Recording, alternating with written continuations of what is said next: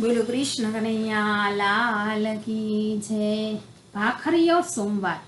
શ્રાવણ માસના પહેલા સોમવારે આ વ્રતનો પ્રારંભ કરવામાં આવે। વ્રત કરનારે 3, 5 કે 7 બીલીપત્રના પિત્રો ભગવાન શંકરને ચડાવવા અને શ્રદ્ધાપૂર્વક ભક્તિ કરવી। ભાખરીએ સોમવારની વાર્તા સાંભળી ભગવાન સદાશિવનું ધ્યાન ધરવું। 1 અથવા 2 ભાખરીનું એકટાણું ભોજન કરવું। વાર્તા। ઘણા સમય પહેલા સમોશમ નામે એક બ્રાહ્મણ થઈ ગયો। તે સર્વશાસ્ત્રોનો જાણકાર હતો અને મહાપંડિતો હતો। તે વિદ્વાન હતો એટલું જ નહીં, પરોપકારી પણ હતો। તેને સુશીલ અને સદાચારી સ્ત્રી હતી। તે પોતાના પતિ ઉપર ઘણું જ હેત રાખતી। બ્રાહ્મણ ભિક્ષા માંગવા જતો અને જે કાંઈ મળે તેમાંથી થોડું ઘણું દાન કરતો। કોઈ દિન દુખીઓ આવે ચડે તો પોતાની પાસે જેટલું હોય તેમાંથી અડધું અન્ન આપી દેતો અને અડધાનું ભોજન બનાવી ભગવાનને નૈવેદ્ય ધરાવી પોતે જમતો। બ્રાહ્મણ એટલો બધો સદાચારી હોવા છતાંય દુર્ભાગ્યે તેને પૂરતી ભિક્ષા મળતી નહીં। કોઈ વાર તો પતિ પત્નીને ભેગા ભાગે પ્રસાદી જેટલું જ ભોજન આવતું।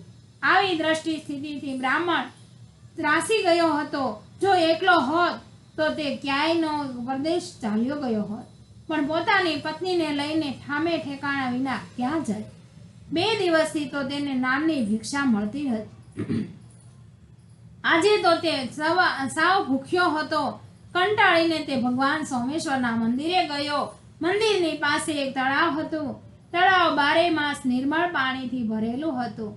તેમાં જાત જાતના કમળો ખીલેલા હતા।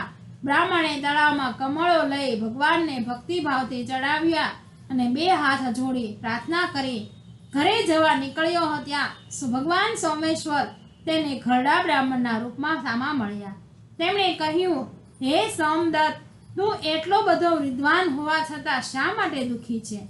સોમદત્તે કહ્યું, મહારાજ, મને એની કાંઈ સમજણ પડતી નથી। હું તો કોઈની ઈર્ષા પણ કરતો નથી, આમ છતાં ભગવાનને મારા ઉપર દયા નથી। આટલું કહેતામાં સોમેશ્વરની આંખમાં આંસુ આવી ગયા। પેલા વૃદ્ધ બ્રાહ્મણે તેને આશ્વાસન આપતા કહ્યું, તું ઉપાધિઓથી નિરાશ થઈશ નહીં। તારું દુઃખનું કારણ તારા ગયા ભવના કર્મો છે। તું વિધિપૂર્વક ભાખરીયો સોમવારનું વ્રત કર, જેથી તું અઢળક લક્ષ્મી મેળવીશ। ભગવાન સદાશિવ તારા ઉપર પ્રસન્ન થશે। પાંડવો જ્યારે દુઃખી અવસ્થામાં ગુપ્તવાસ ભોગવતા હતા ત્યારે યુધિષ્ઠિરે આ વ્રત કર્યું હતું, જેના પ્રતાપે તેમને યુદ્ધોમાં વિજય થયો હતો અને ગયેલી સમૃદ્ધિ પાછી મળી હતી। સોમ શર્માએ પૂછ્યું, મહારાજ, ભાખરીયા સોમવારનું વ્રત શી રીતે થાય એ મને કૃપા કરીને કહેજો।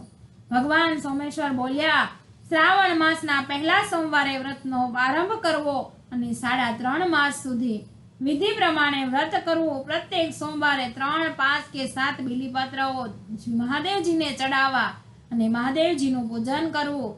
ભાખરીઓ સોમવારની વાર્તા સાંભળવી, જે એકટાણું કરવું।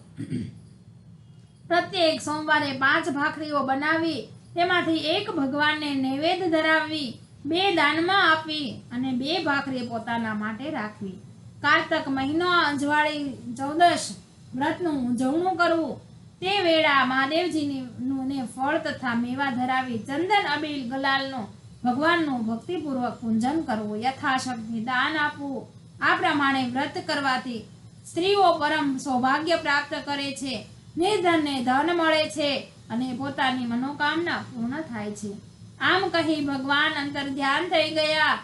બ્રાહ્મણ પોતાને ઘેરે ગયો અને જ્યારે શ્રાવણ મહિનો આવ્યો ત્યારે તેણે ભાખરીયા સોમવારનું વ્રત લીધું। કારતકની અંજવાળી ચૌદશે તેને વ્રતનું ઉજવણું કર્યું। આ પ્રમાણે સોમશર્માએ શ્રદ્ધા ભક્તિથી ભાખરીયા સોમવારનું વ્રત કર્યું। બ્રાહ્મણને સુખ સંપત્તિ ખોટ ન રહી, તેના મનના મનોરથ પૂરા થયા।